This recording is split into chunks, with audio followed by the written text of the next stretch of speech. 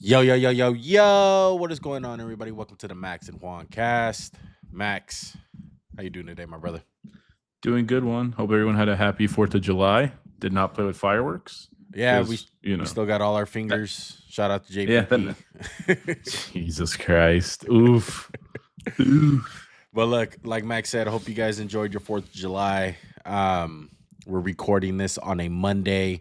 So we've been giving these tier lists out to you guys. All right. We're finishing up defense. All right. Today we're going to be doing interior defensive linemen. So we did the edges. We did a lot of tweeners in a sense with some guys, you know, whether they were D tackle or defensive end. These guys, for the most part, are bona fide D tackles. All right. We try to put them couple tweeners, but for the most part, these guys are 300-pound plus, I would feel like, for the most part. And we hope you guys are enjoying the series. By the numbers of it, you guys are loving it, man. You guys did awesome on the edges. You guys did awesome on the safety ones, having some good traction on TikTok and Instagram with all the tier list stuff. So we greatly appreciate it. Make sure to subscribe to the channel. Make sure to like this video. Helps out a bunch. Helps our podcast grow and get out there in the YouTube algorithm land. All right, all that good stuff. All right, so let's go to the tier list. Like we said, we got defensive tackles today. And if you guys are new to the series, what we always do to honor some of the old heads, man, old head goats, we put them in their own tier. And hopefully you guys don't find it as disrespect. But Max, who are some of the names that we have in the old head goat tier for today? We got Mean Joe Greene. We have Bob Lilly, Dan Hampton, Merlin Olsen, Alan Paige, Randy White, Steve McMichael. Shout out to him. Made the Hall of Fame this year. Passed away, ALS, I believe it was. Shout out to him. Look, man, it's no disrespect.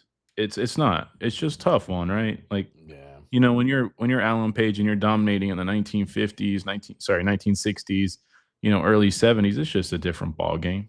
It's no disrespect. If shout out like guys like Bill Russell, it's a different era, right? You know, guys shooting underhand. And there's 10 teams in the league, and I think a couple of those guys played when it wasn't even an NFL. It was a NFC and the AFC, and it wasn't even like a thing. AFL, excuse me. Yeah. And it just, you know, I would say this. Right? I would say this. The most impactful guy that I know is Mean Joe Greene. He has one of the best nicknames of all time. One of the first football players to come out in a commercial with his face showing for a football player, as far as I can remember, as far as like just doing like the history of the NFL with, what was it, Gatorade or Coke? Hey, mean one. You want my Coke? Yeah, there you go. It was the Coke commercial. Hey, kid. And he throws his like jock strap on him and stuff. No, sorry, too soon. No, but no, I agree. I feel like your dad and my dad like grew up to that, so they were like, "Yo, you know, like you got like football. This is it." Yeah, you got to know who Mean Joe Greene is. A lot of Steel Curtain guys on these tier lists. You know, trying our hardest not to disrespect the GOATs, man. But it's hard to rank them. I feel like we do them a disservice when we're ranking them to some of these current guys. You know, some stats weren't taken and all that good stuff. So for our idea, all we did was put them in a separate tier. It doesn't mean that they're bad. Doesn't mean that they're horrible or anything like that. We're representing them like that. Shout out to the Purple People Eaters. Shout out to the Steel Curtain. Shout out to Merlin Olsen, the 85 Bears, all that good stuff. And shout out Randy White. All right. Now, Max, let's get into the meat and potatoes of this thing. I'm going to start off with the GOAT, the actual GOAT of D tackles. And honestly, the fact that we don't have Reggie White on here makes it a whole lot better and a whole lot easier. There you go again. Look, I'm sounding like a Lamb fan, honestly. But look, Aaron motherfucking Donald, man. I mean, I decided to make the executive decision and tell Max, hey, we should have our own tier for Aaron Donald because that's how great this guy was. Aaron Donald, Super Bowl champion, 4-time Defensive Player of the Year, 2010s All-Decade Team, going to be in the Pro Football Hall of Fame. Could have been the 2020 decade team if he hung around. Yeah. He didn't retire because, he got old, he got fat, didn't love. He just, what more was left to do? He went through a rebuild. He was, I think, the last player they drafted in the first round, the St. Louis Rams. Or no, it was Gurley the year after. But, he went from St. Louis.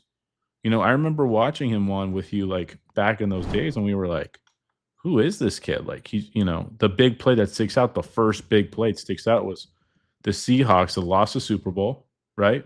Yeah. Though I think it was week 1, maybe week 2. They give it to Marshawn Lynch in 4th and inches, and Aaron Donald just blew it up, and they were like, "Oh, see, remember? You know what I'm talking about? Yeah, though. yeah. You know what I'm talking about? Yeah." And it's one of those plays that I would say like killed the the Seahawks team. Like that play was just hey, let's make it worse. Yeah. Like we already had this horrible thing happen to us, and then Aaron Donald just proceeded to tear every team in that division a new a-hole over the next 10 years.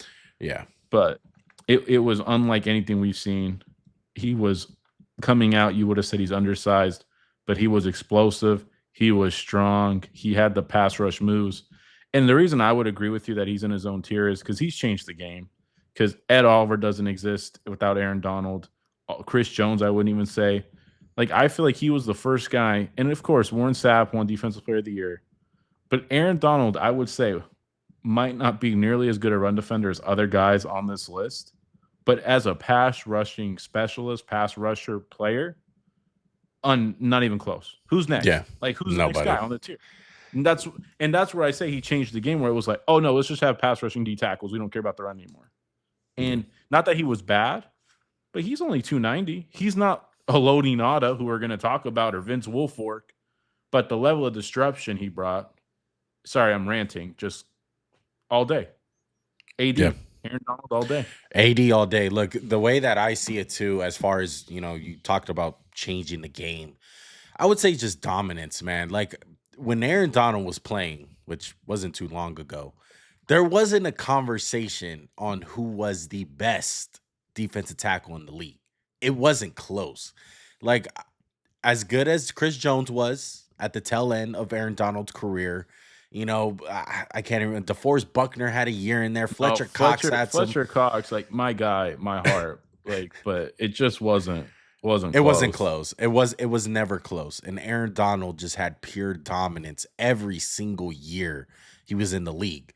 I mean, he made a first team All Pro every single year, correct? Or was it? He missed his rookie year, and then he missed the year after the Super Bowl when he kind of got hurt and the Rams were just trash. Yeah. But he wasn't bad that year either. Yeah. And then like the next year, he retired going out as a first team All Pro, and I think he was like 32 years old. Pro Bowler every year in the league. Yeah. And it's one of those guys. It's one of those guys where you look back and you see that he won that Super Bowl ring. It just brings more legacy to his career, man, because Aaron Donald was a key reason why they won that. So you can argue he could have been the MVP over Cooper Kupp. He put the finishing touches on that game as well. Yes. His fingerprints were all over that shit, man. So shout out to Aaron Donald. He's in his own tier. So the only guys to be in their own tier so far in this journey on defense was Reggie White, Lawrence Taylor, and Aaron Donald. That's pretty good fucking company right there. So I'd agree.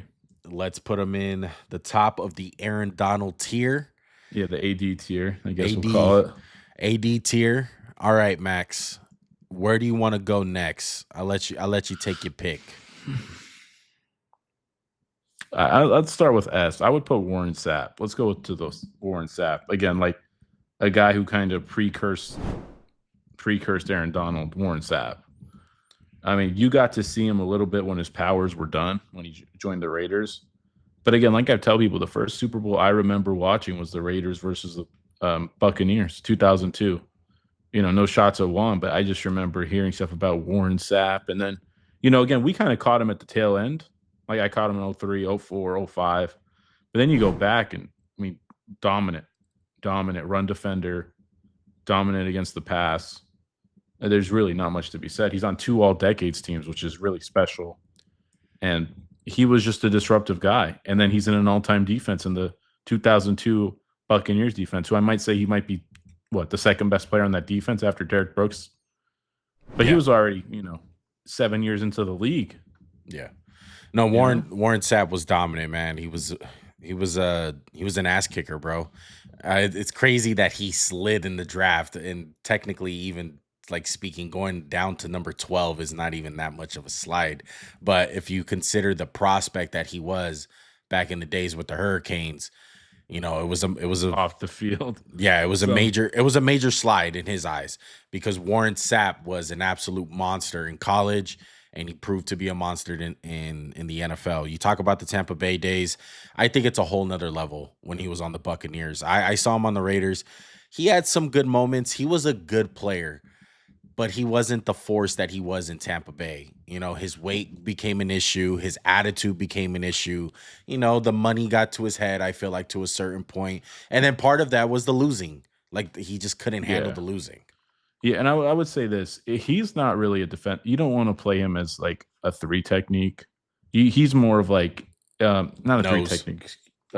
He's not a nose, right? You want to play him as a 3 technique. But even in a 3-4-1, I'm not like, this isn't where he shines. Like, we want to play in a 4-3. We want to just put him over a guard and let him be disruptive. We don't want to really let him, hold a guy up like they do in Alabama or with the Patriots, even though he could do it, right? He could do That's what he did for the Raiders a lot. Yeah. But he's a disruptive guy, and he was super athletic. And then, when the athleticism goes a little bit, the player goes. But I would never say he was bad, even with the Raiders. He was good. He just wasn't dominant, right? He wasn't special. Yeah. When you talk about his Tampa Bay days, what I remember is honestly the twitchy hands, the twitchy first step. Like, yeah, he was a big guy, but Warren Sapp can move for his size. And that was the thing. You never really seen a big guy like that move that fast. And that's why it was such a luxury to have him as a pass rusher for a guy that big. I mean, you talk about it, 90 plus sacks as a 300 plus dude, and you're still elite in the run game. Yeah, correct. And that's where I would say, and that's why I say he's a little different than Donald, because when he played, running the ball was so much more prevalent than it is today, where he had to be greater against the run, where Aaron Donald could just be good, right? But this is where we start splitting straws. There's no one better against the pass than AD. There might be no one better against both than Warren Sapp in his prime. He was that special. Yeah. And one thing I think we'll talk about as we get along further, there's all different types of defensive tackles, right? Aaron Donald and Warren Sapp were one? Disruptive guys, you put them over a guard. But they can't play like a Haloti Ngata or a Damon Harrison, right? Where you just line them up over the center and you say, hey, just get blocked by 2 people all game, right? Yeah. And that's just something I wanted to make a distinct, like Warren Sapp's a 3 tech. He's not a 0 tech, not really a 5 tech. But sorry, continue. I just wanted to no, absolutely. And he's guys that the unsung hero for guys like Simeon Rice. We talked about Simeon Rice and the edges. Like, this is why edges were eating off of guys like Aaron Donald and Warren Sapp, because they had that ability just to cause so much disruption. How many defensive edges did the Rams get who were kind of not the best in the world, you'd say, but then they got Von Miller fell off a cliff after he played with Aaron Donald. Leonard Floyd was nowhere near as good as he was off the Rams without Donald. Yeah. So that matters. Yeah. That really matters. 100%. All right. So when it comes to the tier, easy S tier guy for Warren Sapp. I would agree. Yeah. Let's put Warren Sapp into the S tier, folks. All right. Let's move on. Are you going to be okay putting a nose tackle as an S tier? We shall see. Who you thinking? I think we should hit Haloti and Vince, because I think these are the 2 premier nose tackles for our generation. Yeah. So let's talk about Haloti Ngata. Haloti Ngata won Super Bowl, 2-time first team All-Pro, 3-time second team. He has 5 Pro Bowls. That's it. That's all Haloti Ngata has, which is absolutely insane, because the impact that he had was absolutely ridiculous, bro. 32.5 sacks, 7 forced fumbles. You look at the stats, it's like, he didn't do much. But I'm telling you right now, you look back at those Baltimore teams, and he was a force. He was one of the guys. I would argue, he was the big 3. Ray Lewis, Ed Reed, Haloti Ngata. All 3 levels. I'd put T Sizzle in there, but I did again, forget about T Sizzle, but but you're I would absolutely say right. this though. I would say this. Nada's job was the least thankful, least glamorous. It was literally be a big pain. Why did they have the best run defense every year he was there? It seemed like, right? Yeah. And same thing with Vince Wilfork. These guys will never do anything close to get stats. It's like playing linemen. It's like the biggest stat is like no stat in a sense. Like, how many big games did Haloti Ngata have in the playoffs won? Probably not that many. But what was his impact? Especially against, look at the Super Bowl against the Niners. He was so big in that game. He just destroyed the interior line.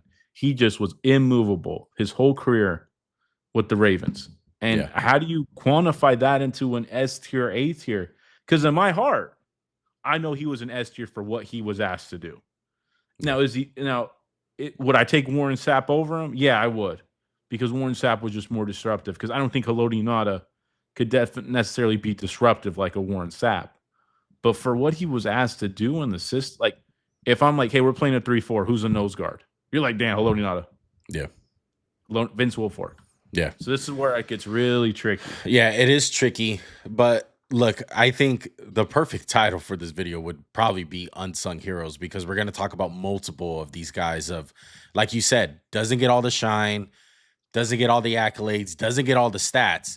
It was just it's like, like hey, a good corner. It's like a good corner. Yeah, yeah. But in a sense, if you had to say something negative, it was just that they were a one-trick pony. I think that's where it came into play. The guys like Aaron Donald, the guys like Warren Sapp, what made them so special is that they can do both. It was like, hey, I can do what Haloti Ngata is doing, and I can do what a Lawrence Taylor, a Reggie White can do, which is rush the passer. Does that make them any different? No. But when you're talking about tiers, Max, I think it's only right to say that I don't see Haloti as a S tier guy. I definitely see him as an A tier guy. I feel like a lot of these defensive tackles that eat up space, nose tackles, zeros, they're all A guys because they did their job to the best of their abilities. It was just, in a sense, Haloti was one of those guys that can stay on the field on third down sometimes, but for the most part, he was a 2-down player for the most part. I would agree. It's tough because in my heart, like, they're so valuable. You know, it's so valuable to have a guy like this. And the only thing I would say is I wouldn't necessarily say Aaron Donald could do a Haloti Ngata's job. But the thing is, I would have more faith in Aaron Donald being like Haloti Ngata than I would Haloti Ngata being like Donald, right? 100%. That's where I'd agree with you with A. Going to Wilfork, I think a lot of it is the same. Again, Vince Wilfork is just like criminally underrated. I feel like he kind of caught on late. Like, remember when he started getting like interceptions? Then I was like, oh, he's a big guy. He's funny. Yeah. Dude, he was a part of like 4 Super Bowl teams, and he was such a giant part of their defense. Like, unblockable. They always had good linebackers, one. And some of them we know were scheme. Jamie Collins won. Was he really that good, or was it kind of like, damn, you're playing behind a stacked defensive front? And Vince Wilfork, again, 2 Super Bowls, 5 All-Pros, 5 Pro Bowls. I'd happily put him in A, because I think he was such a pain in the ass to deal with for a lot of teams. And I will say this, one thing about these two guys specifically, it made you play one-dimensional almost, that they were that good, where they could shut down the run game. Yes. It was that special. Yeah. They were double team eaters.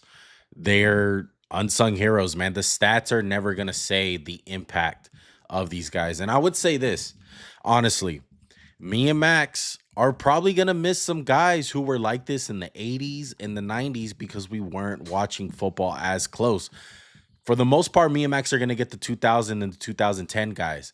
But this has been going on in football. These guys are unsung heroes. They don't get the sacks. They don't get a crazy amount of tackles. They let everyone else eat. They're just offensive lineman eaters, double team eaters. That's it. That's their job. And some of these guys were the all-time greats of doing it. And Vince Wilfork, just like Haloti Ngata, one of the best to freaking do it, man. One of the best. And people, just to add one more point, people started looking for these guys. Like the Eagles drafted Jordan Davis a few years ago. If these two guys aren't what they were, like nobody's after these guys, right? It's like, why even have them? But they still matter. Think about the great Niners defense. They had Isaac Supwanga. These guys matter, and they're never going to get the credit. Yeah, 100%. All right, let's go to where do you want to go, Max? You want to go John Randle? Let's go.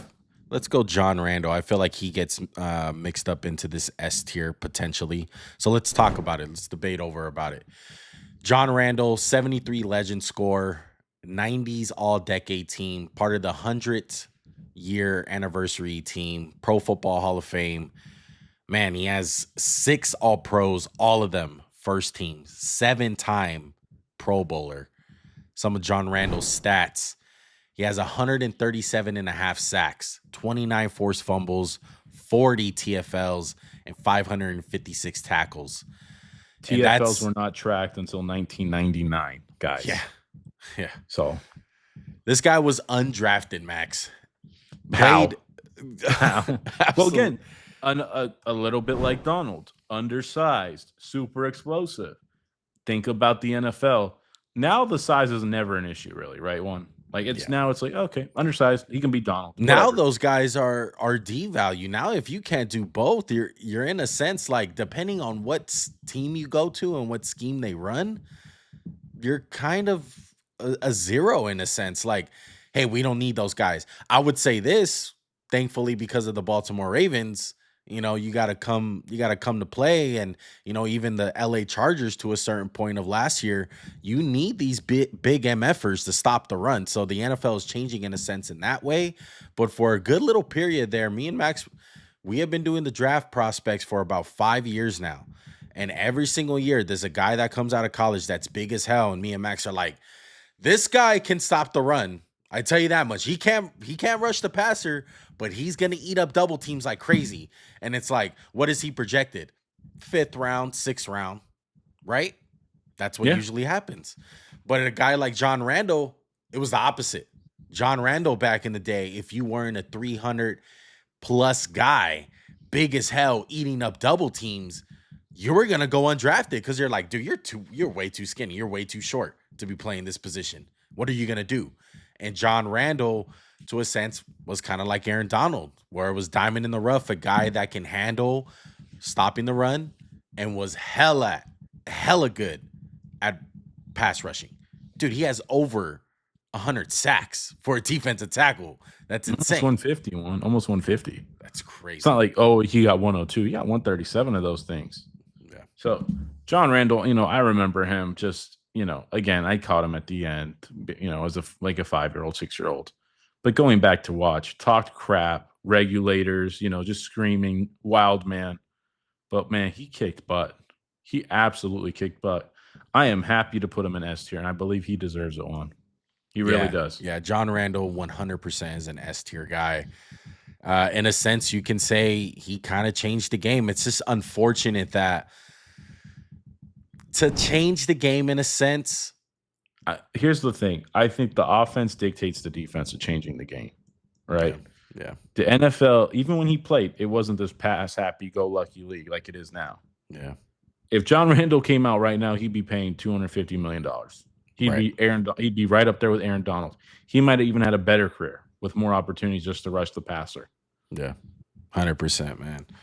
All right, let's put John Randle in the S tier. All right, Max. We're getting down to the list. I'm thinking we should talk your boy. Let's go 3. We'll start off with Fletcher Cox. All right. Okay. Fletcher Cox for the Philadelphia Eagles. Easy S. No, sorry. My bad. Shout out to Max. So Fletcher Cox, legend score 43, Super Bowl champion, 2010s all-decade team. Only a 4-time All-Pro guy. 3 of them were second team, only 1 first team All-Pro. He has about 6 Pro Bowls. Max, where does Fletcher Cox rank as far as the all-time defensive tackles in NFL history? In my heart, he's above Aaron Donald. In my heart. I love Unfortunately, how this you is an put exercise. Eagle for life. Yeah, Eagle for life. Had to. In my heart, unfortunately, this is an exercise with the brain. I would like to put him in A, but even then, I'm kind of just it's feeling like maybe a little bit of a reach, or do I believe he's as good as Haloti Ngata and Vince Wilfork? Yeah, he played a little differently, right? He gets drafted by I think it was like the last year with oh my god, Andy Reid. Yeah. Then Chip Kelly comes in. It's like, hey, we're switching to a 3-4. And it's like, oh wow, you're pretty good at 3-4. Oh, now we're back in 4-3, and we're going to a Super Bowl, and it's just this monstrous D line. I would say this: I put him in A because I believe he was the best player of the year we won the Super Bowl. He was our best player. He wrecked that game. He didn't have a sack. He didn't have a lot of TFLs, but he pressured Brady into making some big throws aways and messing up some plays, just effing the play up. And that's what I would say for Fletcher Cox. The stats aren't going to reflect how many plays he just blew up and messed up and someone else cleaned it up. He was an ultimate just mess it up or F up the play guy, however you want to say it. And I would put him in A. I really would. Yeah, Not the thing being that biased. sucks, the thing that sucks about Fletch is he played in the Aaron Donald era. Like we said, Aaron Mhm. Donald dominated this position. It was hard to get first team all pros, and it's just all pros in general. I would say that there was a little 3 to 4 year stretch with Fletcher Cox where he was notably the second guy in line. Where you talk about defensive tackles, it's like Fletcher Cox, I and would honestly say it was Donald and Fletch, and then it became Donald and Chris Jones. yeah. Like that's like tracking like the crown, or like the hierarchy of stuff. Yeah, most definitely. And I'm just gonna I'm gonna push back a little bit. Just we can always reorder the You're a list, hater. right? I'm You're a hater. leaning I'm You're a leaning hater. towards more of the a B tier guy. Let's see how the list winds up managing out, and maybe we can switch him to that A tier. But I'm leaning towards more of the B tier. I don't think the Put him longevity in the was top there. of the B. Well, I'm I down with disagree. that. Well, longevity. Come on, you're Yeah, tripping. You're longevity tripping. of pure dominance. Pure dominance. Like I said, there was a 4 year stretch of that dominance but for a lot of his career, Max, I would say, especially like Andy Reid, Chip Kelly days, Fletch wasn't that guy yet. Whether it was scheme, whether it was coaching, whether it was team, whatever, he wasn't that guy yet. It wasn't You're until just the a Eagles hater. got their shit You're just a together. hater. You're just a hater. You're just a hater. And I gotta be okay with you hating because I'm you. All right, All put him right. at the top of B. We'll I'm down with rearrange that. some stuff. Okay, so the next guy I had in line, let's go ahead and talk about Chris Jones. Okay, let's go ahead and lump him up. We've been talking about him a lot. He's a guy that's playing currently, and his career's obviously not over. But man, he keeps on stacking up to this list, man. It's not going to be done. He has 3 Super Bowl championships. Pretty sure that's not going to be over. 3-time first team All Pros, 3-time second team All Pros, 6-time Pro Bowler. Some of the stats that Chris Jones has: 80.5 sacks, 13 forced fumbles, 103 TFLs, 310 tackles. Look, Max, this guy has the crown. We're always talking about the crown with these positions. And Chris Jones has had the crown for a good 2 years now, ever since Aaron Donald has retired. And I would say it hasn't been close to add. I don't think there's a guy that's close to him right now. Honestly, I would say the year after the Super Bowl, Chris Jones took the crown and he's had it since. Yeah. I would put him in S, or at the very least top of A. That part of that is a projection for me thinking he'll have another good 2 to 3 years in him. I know he's getting up there, but they just gave him a boatload of money after 2 years ago. So I'm not worried about Chris Jones. A lot of the guys who've been playing, we've been putting him in like B, but I think he's an S tier guy one. I really do. Maybe maybe if you're not comfortable doing that because he's still playing, we put him in A. But I don't think he's B. I think that's too low for Chris Jones. Yeah, someone brought up in the comments, they brought up Myles Garrett and TJ Watt. They're like, man, those guys have done way more of like what Khalil Mack did. And I said, yeah, in a sense they have. No, they have. As far as their accolades go, like those guys have you can argue that they have had better careers already than Khalil Mack. But I would say this. Part of it is the longevity. We take everything as a whole in their career. And yes, Chris Jones right now, if his career were to end, he's an A-tier guy at the very least. That's where he's going to be. And like Max said, to a certain point, you have to project to the S tier. And I think a big reason why we pump the brakes is because let's say Chris Jones does play another 4 years and he falls off a cliff. That is remembered. That's like, then we look at the tier list and we look at other guys like Fletcher Cox, and it's like, Fletch didn't have a downhill spiral like that in his career. No, I would say the last year of his career, he was still good. Right, really but that really does count. Like, as long as you have that longevity and you just been solid your whole career, some of these guys, they get docked because it's like, oh man, that last part of his career, like the last 3 years, it was just like he was donezo. And it wasn't even because of old age. It was just for whatever reason, injuries or whatever, you know? Yeah, just natural decline. Yeah. So I would say let's put him in A. Yeah, I'm cool with that. Yeah, I'm down with A just because let's stick to our guns as far as how we graded Watt, how we graded Garrett. And if he has 3 to 4 more years like this, he's S tier, right? 100%. 100%. He's on the S tier. And I will say trajectory. He's been gigantic in 3 Super Bowl wins. Yes. He has been the best player on their defense for the last 6 years. In 3 of those, like 5 Super Bowl runs, he's been the best player on defense, winning big playoff games. And it matters. It does matter. I find it laughable, man, because I would say like 2 years ago, Chris Jones didn't have a single sack in the postseason. And now all of a sudden that ship is sailed. He's dominant in the playoffs, man. He is a big reason why, like Max said, that the Chiefs have been going on this run is because they have that dominant guy on defense, on the defensive line. So shout out to Chris Jones. We're going to put him in the A tier. I will say this. One little instance. A lot of these guys, with the exception of a few, have played in some excellent defenses, you know. And I think as we go through this list, and I think maybe we'll transition to him if you're okay with this, I want to talk about Ndamukong Suh, because I think it's a very interesting case of, you know, you think about his career.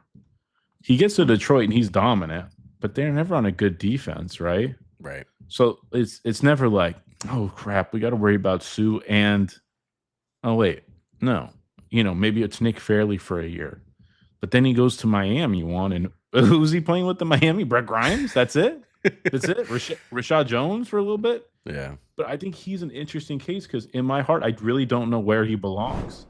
In terms of talent, maybe more than Donald. In terms of physical, raw talent, there might not be somebody more blessed than Ndamukong Suh on this list. But in terms of the player, where would you like, just thinking about it, if I told you close your eyes, where would you put him? Where are you thinking? I'm putting him in C tier. I'm going to be completely honest. B or C, and that seems like a little bit of an underwhelming thing, right?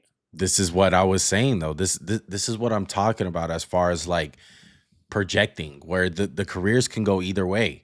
If we're talking about, if we're doing this list right now, and Ndamukong Suh was in free agency and he was the hot commodity, he was going to go to Miami, and we're doing this in the offseason, he's an S tier guy, A tier guy, no brainer, right? Yeah. But I'm saying, what if like he had a chance to play in a good defense? He kind of did, and he kind of showed it with Tampa Bay, right? He was on that Super Bowl team, if I'm not mistaken. Yeah, but I wouldn't say he was even near like his powers days in Detroit. He had his moments, though. I would say that. He did have his moments. He was a big contributor to that defense, but that was the closest thing. He's got 5 All-Pros. From 2010 to 2016, there's a 5-year run where he was like the best DT in football. Yes. You could say, so what separates him? And again, I feel the same way. I'm like thinking B. I think C's a little low. But what separates Chris Jones from Ndamukong Suh? Like, that's my thing. And I will say this. He came into the league when it still wasn't the pass hat. It was on the cusp. But like in my mind, he came in and he was still like an awesome run defender. And he still is an awesome run defender. If I needed someone to go give me like 3 tackles, I'd be like, go give me Ndamukong Suh off the street. I think he can still play. But that's what I'm saying. What's the difference between this 5-year run and a 5-year run like Fletcher Cox's? That's my question. And I'm trying to figure it out because in my heart, I'm like, yeah, I wouldn't really say he was all that special, but he played on some bad defenses. So where do we, like, as people doing this, where do we draw that line? Yeah, I think the more that you talk about it, the more that I'm trying to wrap my head around it. Like if you switch him and Fletcher Cox, you're convincing me B like right now. If we switch him with Fletcher Cox, does he do the same crap Fletcher Cox did? Oh, man. There's a lot of attitude things with Suh, though. Part of it was his attitude. You mean he stomped Aaron Rodgers intentional, or that guy? No, not him. No. But I think to a certain point, though, Max, I do think that his attitude and the way that he went about things did, because in a the sense, Miami stuff affect was his bad. career. Because you heard about some. Remember, like it wasn't working hard. It was kind of no one wants to deal with him because he's a pain in the ass. I only brought this up because I think that's an interesting case as we look further into the names on this list. Like, it's just is what it is. So I'm gonna say this: whatever tier we put, like if we put him in B, he's at the bottom end of B. He's not at the top. And if we put him in C, he's at the top of C. I'm leaning B or C. And let's stick him in B and see where it goes. Okay, I'm down with B. Yeah. Finish your last point. What were you going to say about C? No, I was just going to say this. Like, I think he's a prime example on why we don't jump the gun on the present guys. Where it's like these careers can go any other way. Like, yeah, he was really good, but it's like a lot of that shit we remember, man. You have to go back and you have to remember, like, what was Suh looked at as a player, and he wasn't an impactful guy. He was exceptional. Yes, he was dominant. He was on a Hall of Fame trajectory those first 4 years. I would agree. So now, if we're good with Suh, this is this is where I kind of wanted to go this way. Where would you think of a Geno Atkins off the top? This is a guy I would have said would be like C. But when we got into it, I was like, damn. So let's talk about it. Let's go Geno Atkins. On a hell of a run. Yeah, let's go Geno Atkins, man. 47 legend score. He has 5 All-Pros, all of them first team. He's part of the 2010s decade team. He has 8 Pro Bowls. Yeah, and don't forget, he got injured a couple times pretty severely. And I was talking to Juan about this. This is the Aaron Donald before Aaron Donald. This was the undersized guy, pass rushing specialist. And it's just weird because his career played out in Cincinnati, Juan, right? And nobody really cared about, they had a few years with Vontaze Burfict. But for my money, I'm gonna put Geno Atkins in B, not to jump the gun. But 5-year stretch. 5-year stretch after some major injuries. Yeah, I'm even leaning honestly A to a certain point, but since we got Chris Jones in there, it's hard to put him in there. But man, like you said, when you look back at that little stretch that he had, a lot of people didn't realize like Geno Atkins was the guy, and part of it was injuries. And this is where the tier list comes in handy, where it's like, yeah, you want to say that everyone's great. You want to put everyone in the S tier because all these guys that we're talking about to a certain point, they played at an S tier level. But you have to take the whole career into the case. And Geno Atkins as a whole in his career, it's unfortunate that he had injuries, but it is what it is. And I'm leaning more the B type guy. And it's no slight to him. I think when you really look back, like a lot of people are not going to remember how dominant Geno Atkins was because of the way that his career kind of ended. It ended on the light side of the accolades. It's crazy, but like 5 All-Pros, what the come on, they're all first team, bro. That's insane. Yeah, Geno Atkins it was just one of these guys we've really made the series about. I felt like just somebody underrated. Who would have thought 5 first team All-Pros?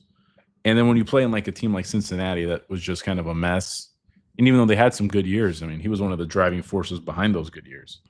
So I would put him in B for right now. I feel like A's tough, but yeah, I'll go with B. Yeah, I feel like we're holding A to a very high standard right now as far as like some of the guys we have in there, especially because we put Chris Jones in there.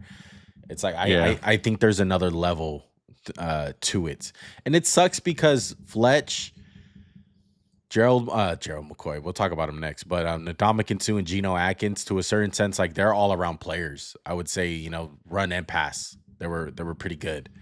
Let's put Geno though in the B tier for now. Let's go ahead and switch. Let's get some of these other guys into place. Let's go Gerald McCoy. All right, Gerald McCoy, 3-time All-Pro, only 1 first team, 2 second team. He has a lot of Pro Bowls. He has six-time Pro Bowler. Let's go to some of his drafted right after Suh.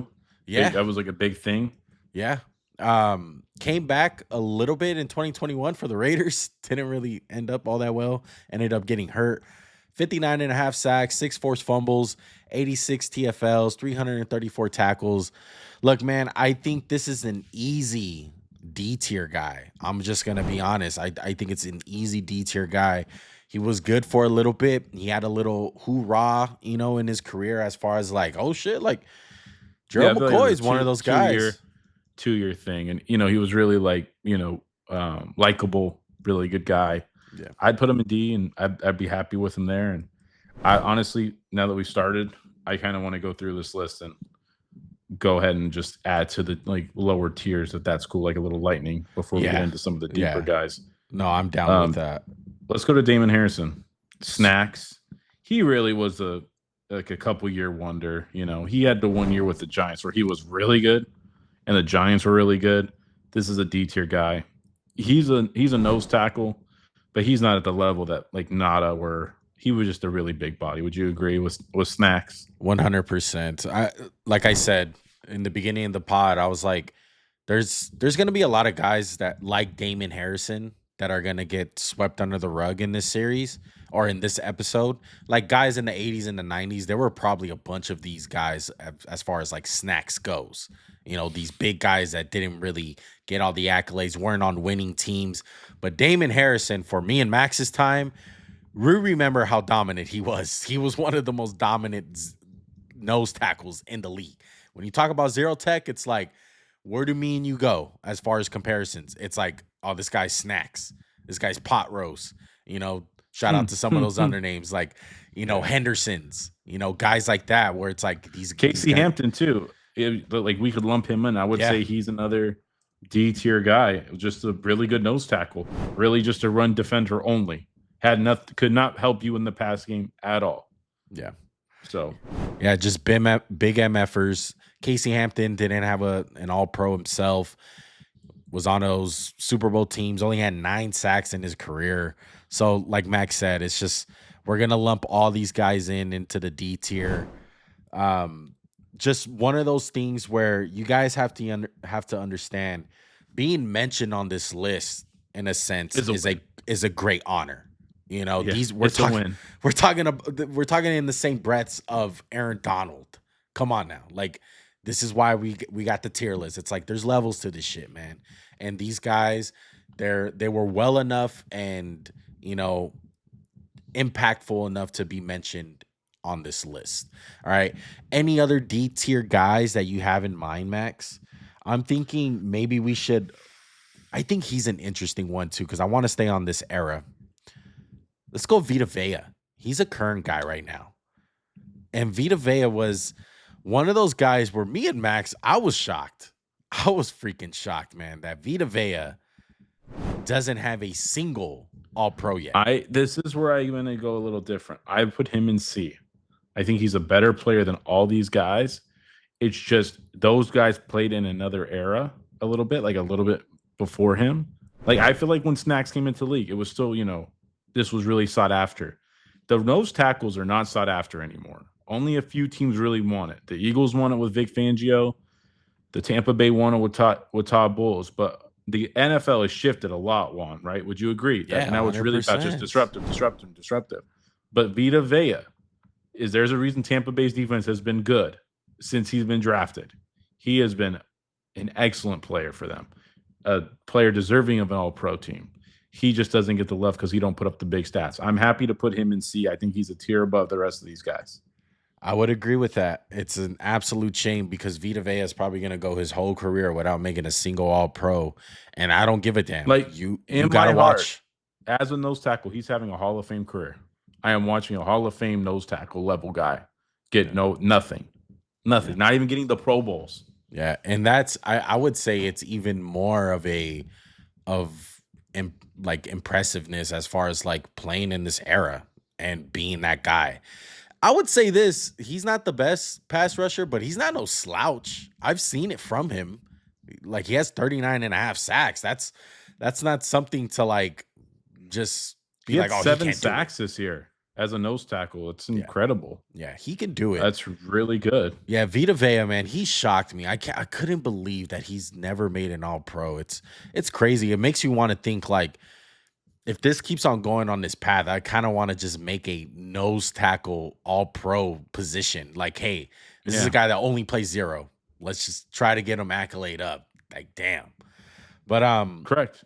Let's talk about 2 other guys. Let's go Calais Campbell and Cam Heyward. Let's start off with Calais Campbell, who is surprisingly still trucking along, man. Walter Payton Man of the Year, 2010s All-Decade Team. Only a 3-time All-Pro guy. 1 first team, 2 second team. He has 6 Pro Bowls to add to his name. 42 legend score, 110 and a half sacks, 18 forced fumbles, 187 TFLs, almost 1,000 tackles in his career. He's played for a numerous amount of teams. Started off in Arizona, Jacksonville, Baltimore, Atlanta, Miami. And I would say this, Max, he was part of 2 pretty good defenses. Arizona that year that they made the Super Bowl, Calais Campbell was on that team. He was a very young buck. I thought it was Calais and Darnell Dockett show. That's what it was. Yes. And then, like you said, he goes to Jacksonville. That's when he got – this is an interesting case because he kind of did this. He's done the 0 technique and kind of just space eater thing for a lot of his career. But when he went to Jacksonville and they were like, hey, you're playing 3 technique. You're next to Malik Jackson. You need to be disruptive. He was out of this world good. Right. Like they almost went to the Super Bowl with no quarterback. That's how good he was. Yeah. And it was really him. It was Malik. And it was, who was their other edge? It wasn't Yannick. It was those 3 guys and Ramsey and Bouye. It was a special defense. Barry Church, all the guys on a shout out to them. I would put him in B. I would really put Calais, not for what he did and for his longevity. I'd put him in B. Now he's a little bit lower than a guy. Like I think Fletcher Cox was better than him. Yeah, I would say I think he's a guy who was criminally underrated because he played on a lot of bad defenses. And this is where the discussion is. Like he's on Arizona that year, their defense is really good. But how many years was he on Arizona and it was bad? Right. And then after that first year of Jacksonville, the defense was bad. So it's not really his fault. It's not his fault. But again, I'd put him in B and I'd be happy.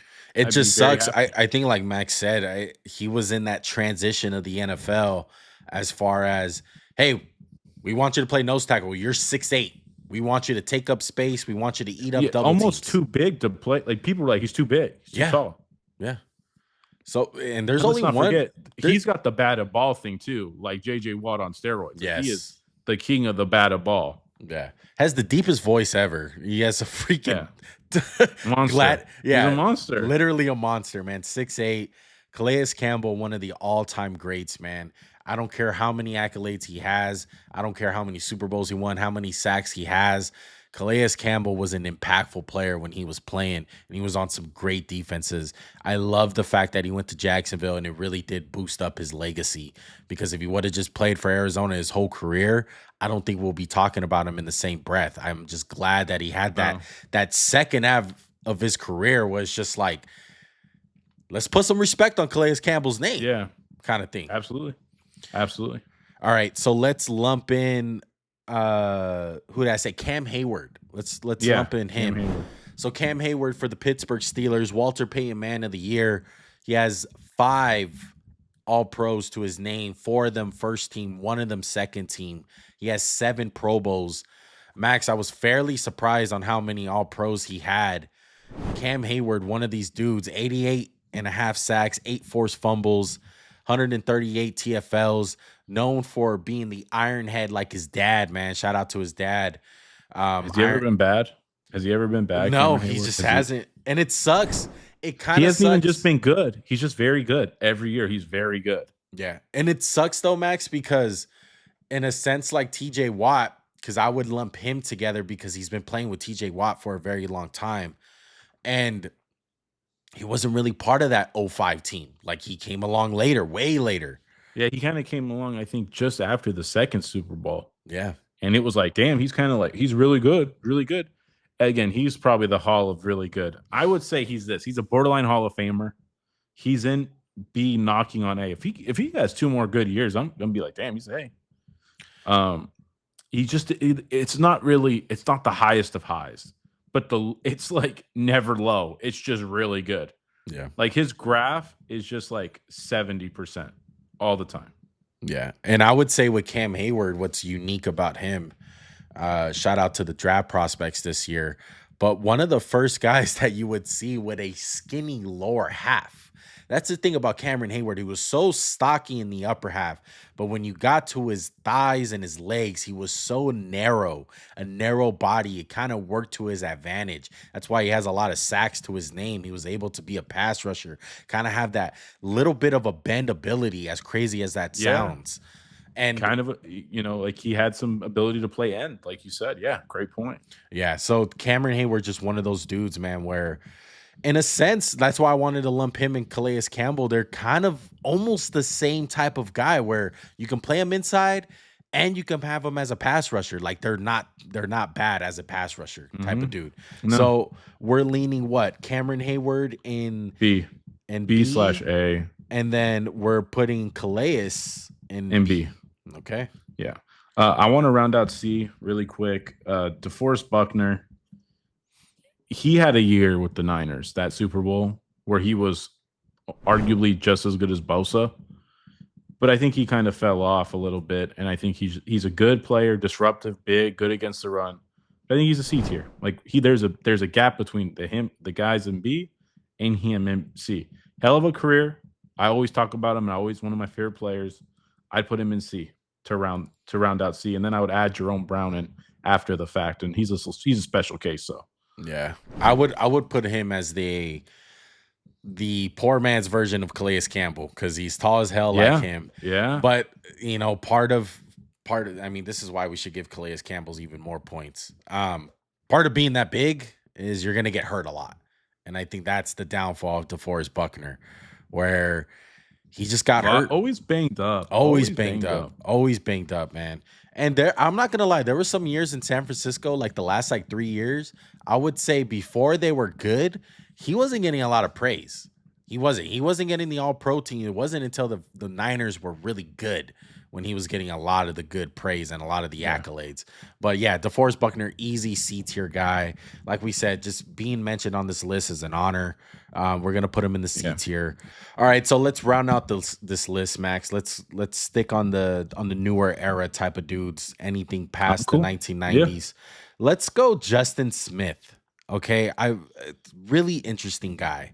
Shout out to Joey because I know Joey's gonna freaking get a hard on by talking about Justin Smith. Look, Justin Smith is a very weird case. Starts off his career with Cincinnati. Is kind of he's a good player, but not in a sense. He's playing end. Yeah, he's playing end. He's playing defensive end. So he goes to the 49ers and he just sprouts out of the ground. He becomes this defensive tackle, the poster child when you talk about a tweener in the NFL. He was one of the first guys to really put that term into use. I mean, you look at the accolades, he doesn't leave his career with, much disappointment. He has 5 All-Pros to his name, 4 of them second-team All-Pro, 1 first-team All-Pro. He has 5 Pro Bowls. Some of the stats, when you look at it, 87 sacks, 16 forced fumbles, 119 TFLs, 884 tackles, Max. Round 1, pick 4. That's what a lot of people forget. In 2001, this guy was the number 4 overall pick. And this is a case where you say one of those guys where unfortunately his career was kind of wasted because he was played at the wrong position.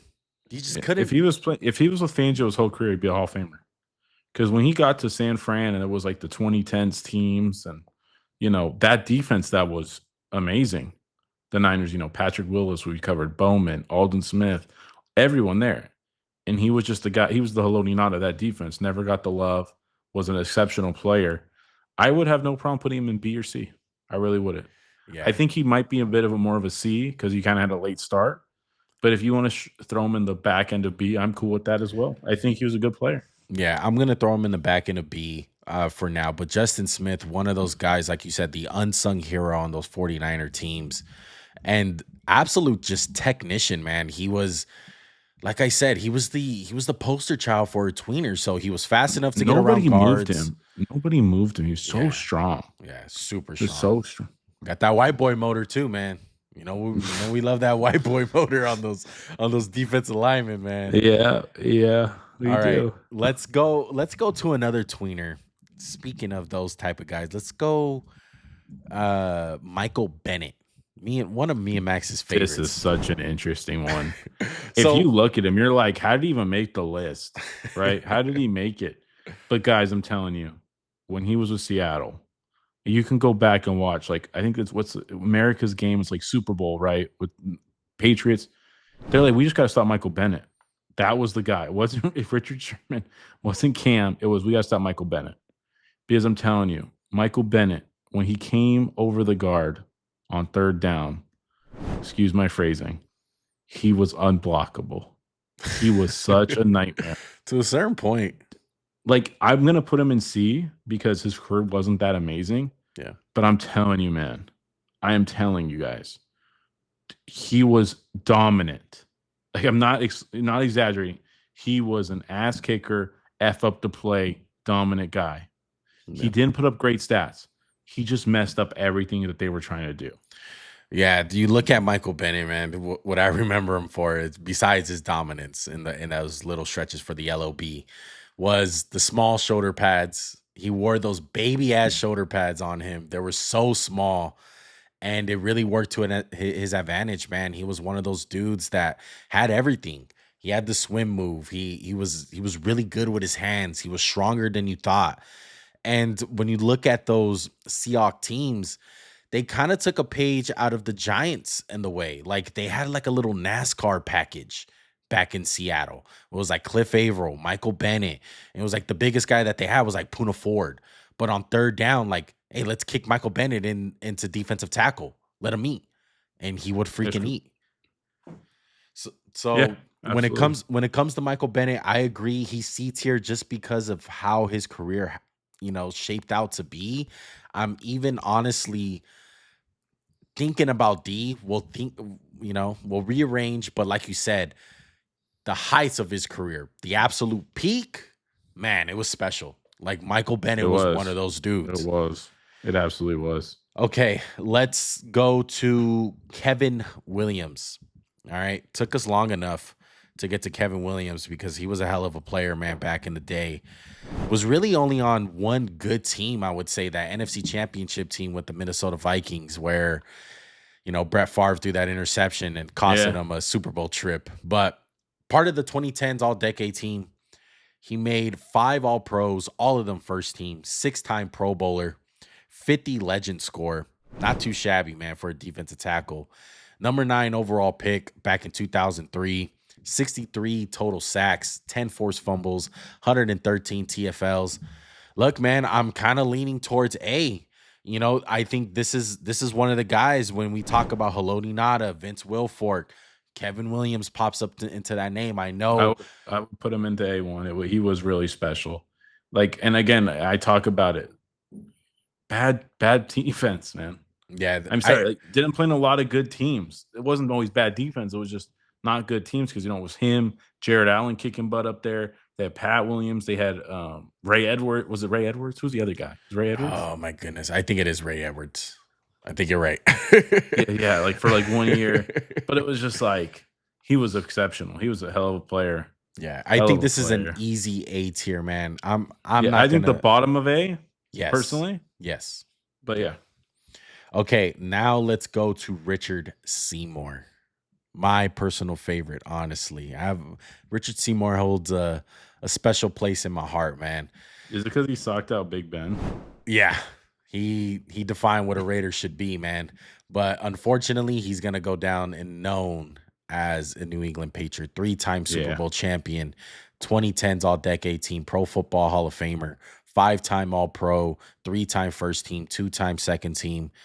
He has 7 Pro Bowls to his name. Some of the stats that he has 57 and a half sacks, 4 forced fumbles, TFLs, 91 of them, almost 500 tackles. Like I said, he played for New England and the Oakland Raiders. I'm going to say this about Richard Seymour, man. He was a leader. He was a captain. He was one of those guys that really did take that leadership role on the defensive end. Kind of in a sense like what we talk about with Justin Tuck, but with a lot more talent. He was just a lot more talented than Justin Tuck. And he was kind of unsung in a way for the New England Patriots. He was one of those guys that got swept under the rug. You know, some other guys had some shine, like, you know, Rodney Harrison and Asante Samuel or Ty Law back in the day, you know, guys like that. And, you know, it sucked the way that his career ended in New England because he got traded. That was the crazy thing. It was big news when the Patriots winded up trading a guy like Richard Seymour, where it's like, you guys are trading a future Hall of Famer. And granted, it worked out pretty well because they traded for Randy Moss, a future Hall of Famer in himself. But at the time, it was pretty crazy that he was part of that trade. What do you remember about Richard Seymour? I just remember him kicking butt for New England. I remember watching with the Raiders, and I thought like he was a little bit long in the tooth, but he was still good. Yeah. He, again, a player who I would say is never bad. I have a weird time placing him. I think he's right in between A and B. Where are you leaning? I'm leaning towards the bottom of A. I can't see him in a world that he is not in the same breath as a Kevin Williams, Haloti Ngata, and Vince Wilfork. That's the way I see it. He was dominant. I feel like we're gonna have to rearrange those big guys. Yeah, we'll see. So I mean, we don't have many names left. So where do you want to head to? Like a little speed round? Yeah, let's go speed round. Let's go Bryant Young. Shout out to Joey for Bryant Young. Comeback player of the year, Super Bowl champion, 90s All-Decade Team, Pro Football Hall of Fame, 4-time All-Pro, 4-time Pro Bowler. Look, he was on that 49ers team as far as winning that Super Bowl with Steve Young, 89 and a half sacks, 12 forced fumbles, 93 TFLs, 627 tackles. Look, he's a 90s guy. He was very dominant for his time. One of those guys that stacked up a lot of sacks and was really playing more the 3-tech kind of dude. He wasn't your typical like nose tackle guy. I think he's a solid B. He was very good. I would never say he was the best in his position. I wouldn't even say he was elite. I'd say he's really good. Elite's not the right word because he made the Hall of Fame. He was really good. He just wasn't 1 or 2. Had a hell of a career. I'd put him in B, right in the middle. He's a good player, Hall of Famer, no doubt. Yeah, now we're going to lump in all these guys because I would say, in a sense, they're kind of the same player as far as their duties go. Let's go Chester McGlockton. Not too much of a legend scorer, you know, made 4 Pro Bowls, 3 All-Pros. Some of the stats that he has, only 51 sacks, didn't track TFLs until 1999. So he only has 31 of those, 14 forced fumbles. Like, this was a big motherfucker, bro. Chester McGlockton was a huge human being. Made a Super Bowl with the Raiders, so was part of that team. But Chester McGlockton, as far as when it goes like guys like Snacks, guys like Vince Wilfork, he was one of those dudes as far as he just ate up space, Max. And it just sucks that he played in the 90s, so we didn't see much of him. Of course, we seen the tail end of his career mostly, you know, with the Raiders and stuff on that veteran defense. But I'm leaning towards C, honestly. Yeah, I would agree. C/D. Yeah. So let's talk about, let's go more into the echelon of this. Well, let's go Cortez Kennedy, who's a little bit higher on that list, has a lot more accolades than some other guys. Obviously, he's a Pro Football Hall of Famer, Defensive Player of the Year, 90s All-Decade Team. He has 3 first-team All-Pros, 2 second-team All-Pros. He has about 8 Pro Bowls. Look, Cortez Kennedy was nothing to play with, man. It just sucks that he played for the Seahawks. The worst era. Yeah. The worst era of Seahawks. Yeah. But what are you thinking? I'm thinking that at B, honestly, B is stacked up Yeah, right now. We're probably gonna have to clean up A, but right now I'm leaning B. This is a Pro Football Hall of Famer. This is a guy that took up a lot of space, a zero tech dude. He is no slouch, man. We have to put him up there. It's just I agree. he didn't get much of the sacks and he didn't get much of the shine because he played for the Seahawks. But that's where I'm I leaning agree. for him. Okay, let's go to Let's do who's Leroy Glover. I got Leroy Leroy Glover. Glover. Excuse me, Jesus. He's a C tier guy. He had a little 4-year run. He had one really elite year and a few other good ones, and that was pretty much it. He was good. I remember him in Dallas. He was an ass kicker towards the end of his career, late bloomer, but I'd say he was a C tier guy. Yeah. I would agree. C tier for Leroy Glover. Was on the Raiders for a little bit, part of those Cowboys teams. Let's put Leroy into C tier. And last but not least, before we clean up the list, guys, this is shout out to Max, man. We put him on the list for my boy Max. Shout out to the Eagles. Let's talk about Jerome Brown. He's a special case. Look, he only has 2 Pro Bowls. He only has 2 All Pros. Both of them first team All Pros. If you guys Yeah. didn't know, Jerome Brown life ended pretty Right unexpectedly. after his first 2, first all pros. Yeah. You know, So he go ahead, Max. Go ahead. no, it's just a sad case, like a guy coming into his own. He gets in a car wreck, dies. He's only played 5 years. He was part of the team with Reggie White and stuff. And Buddy Ryan, he was coming into his own. Unfortunately, he passed away way too soon. I'd put him in C.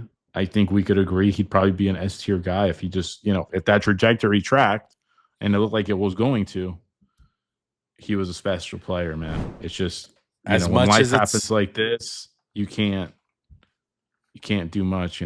Yeah. As much as it sucks, Max, I'm leaning towards the D. It's just way too short. I get it. Yeah, I it's way get too it. short. We could But do that. We but could do I that. think in a It's sense fine. we could have easily left them off of this discussion. That's the way I see it. Is we could have easily been like, they only 2 years. Like, come on. There's probably some other guys that had that in their career as far as like, oh, they had 2 really good years. And it's like, we're picking and choosing at that point. But for him, it's a special case. I think mentioning him on this list is very much well of a shout out to him and remembering his legacy and what he left behind with those Eagle teams. All right, let's go to the Yeah. tier list, Max. So we got Aaron Donald on by himself. That's pretty self-explanatory. S tier, this is very short. This is one that's probably one of the shortest. Warren Sapp and John Randle. Do we see anyone fighting for that crown? In the A tier, Max, just a couple of candidates. We got Wilfork, Haloti Ngata, Chris Jones, Kevin Williams, and Richard Seymour. Do any of those guys? No, I don't think so no. either. I think we need to rework it a little bit too. I'd put the 2 nose tackles at the back of A.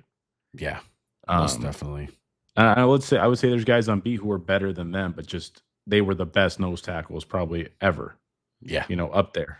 yeah. And so I would give them a little bit of a bump. So So what's A looking like so now? A right now is Chris Jones, Kevin Williams, Richard Seymour, Vince Wilfork, and Haloti Ngata.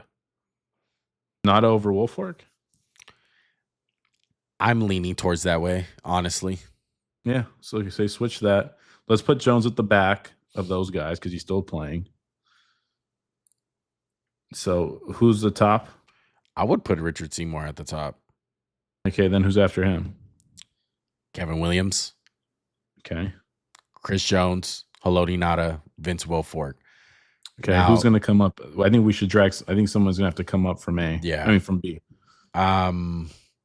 We got Fletch, Ndamukong Suh, Geno Atkins, Cam Heyward, Calais Campbell, Justin Smith, Bryant Young, Cortez Kennedy. Honestly, pretty Dude, happy. Yeah, I don't. It's hard because I feel like all those defensive tackles, like you said, it's like at that point we'll just B tier is going to get so clustered at that point. Yeah. So I agree. like it. I like A tier. I think A tier is Okay. fine. Those, Yeah, it's like you fine. said, those defensive tackles that we have in there, those are the all-time greats. So with that being said, I'm going to put Cortez Kennedy into A. With that being said, I feel like we got to do him some justice. He's at the bottom of it. I put him at the bottom, but before ahead of the nose tackles. Okay. Like he's the last guy before Ngata, if that makes sense. Or Chris Jones. Chris Jones before Chris Jones. Then, yeah. Okay, so A tier final. Richard Seymour, done. Kevin Williams, Cortez Kennedy, Chris Jones, Haloti Ngata, Vince Wilfork. Yeah, but put Fletcher Cox in A just for shits. No. All right, B tier. Fletcher Cox, Ndamukong Suh, Geno Atkins, Cam Heyward, Calais Campbell, Justin Smith, Bryant Young. I'm going to put Bryant Young. Suh's got to come down. Yes, most definitely. Who Bryant Young's got to come. I put Bryant Young and then Fletcher, yeah. Okay. Fletch. And then I'm thinking Heyward. Yes. After Fletch. Yeah. And then I'm thinking Calais next. Yep. And then do we go Justin Smith over Suh? Suh over Smith. What about Smith over Geno or Geno over Smith? No, I put Geno over Suh. I put Geno Suh Smith. Geno Suh Smith. Okay. So this is the final list. Bryant Young, Fletcher Cox, Cam Heyward, Calais Campbell, Geno Atkins, Ndamukong Suh, Justin Smith. Yes. All right. Let's rock with it. C tier right now. Vita Vea, Chester McGlockton, DeForest Buckner, Michael Bennett, and Leroy Glover. Leroy Glover. Bennett at the bottom. Bennett at the bottom. 100%. I'm leaning Glover or Vita Vea at 1. I put Vita. I know he doesn't have the accolades, but I think it's just robbery. I think Vita's just getting robbed. And then I put DeForest Buckner over McGlockton. Yeah, that's fine. And then Leroy after him. Okay. I mean before him. Sorry. Before. So Leroy's 2. Yes, Leroy's 2. Okay. And DeForest is 3rd. McGlockton, and then Bennett. Yeah. Okay. D tier. We got Gerald McCoy, Casey Hampton, Snacks, and Jerome Brown. Jerome Brown is safely sitting at the top. The top. No, I'm not even joking. Top. Okay. Yeah, I feel that. Snacks is the bottom for sure. Yes. McCoy second. I'm Casey's Casey's last. Casey's last. Sorry. Snacks is 3rd, then then whoever, and then Brown. So Jerome Brown 1. Yeah. Gerald McCoy 2nd. Snacks. Yep. And then Casey. Yeah. I'm gonna make the executive decision. I got Casey over Snacks.